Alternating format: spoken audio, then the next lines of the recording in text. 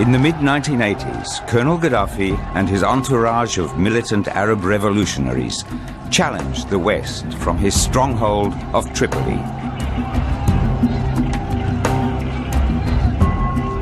To America and Europe, he was public enemy number one, the most important sponsor of international terrorism.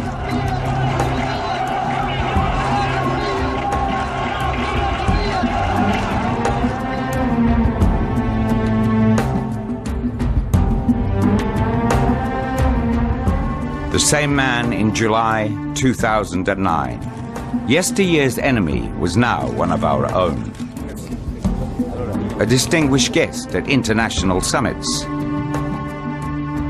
A ruthless dictator became an ally of the West.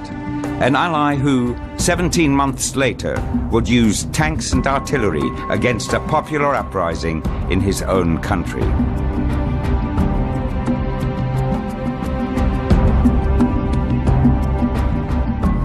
How did the West make its peace with Muammar Gaddafi?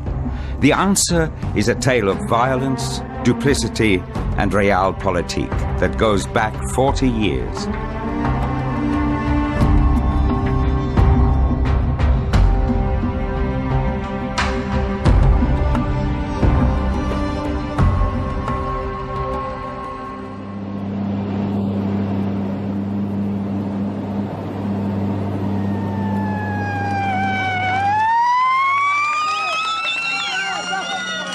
The relationship between Gaddafi and the West began in a revolution.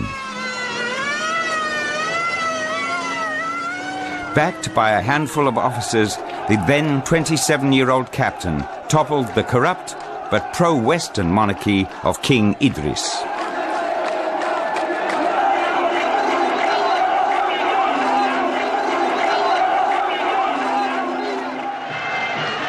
In his first public address, Gaddafi challenged the two powers that dominated Libya. في ليلة مجيدة لتجعل كلمة الحق هي العليا وكلمة أعداء الشعب هي السفلى. إن الشعب الإنجليزي يدرك تماما إن قاعدته باتت في حيز العدم بعد ثورة الشعب الليبي، ونحن ندرك أيضا إن الشعب الأمريكي الذي يحتفظ بقاعدة فوق أرضنا. The first day of the revolution, a couple of Range Rovers drove up to the U.S. Embassy. They said, "It's time for you to meet Brother Muammar."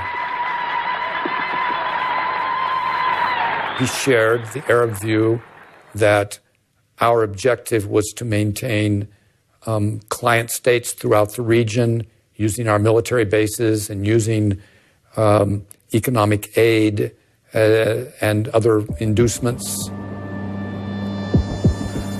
Gaddafi told the American diplomats that the giant Wheelus Air Force Base and its 5,000 airmen were no longer welcome. The United States lost a strategic base in the heart of the Arab world, but it did not break off relations with Gaddafi. Far from it.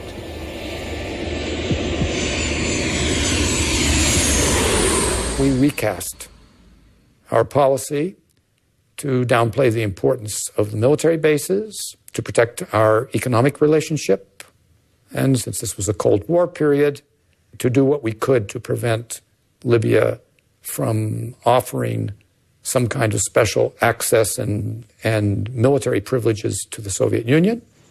I think he saw value in having some kind of relationship with the United States as long as Libya was not in a subordinate role. Libya remained very important to Washington.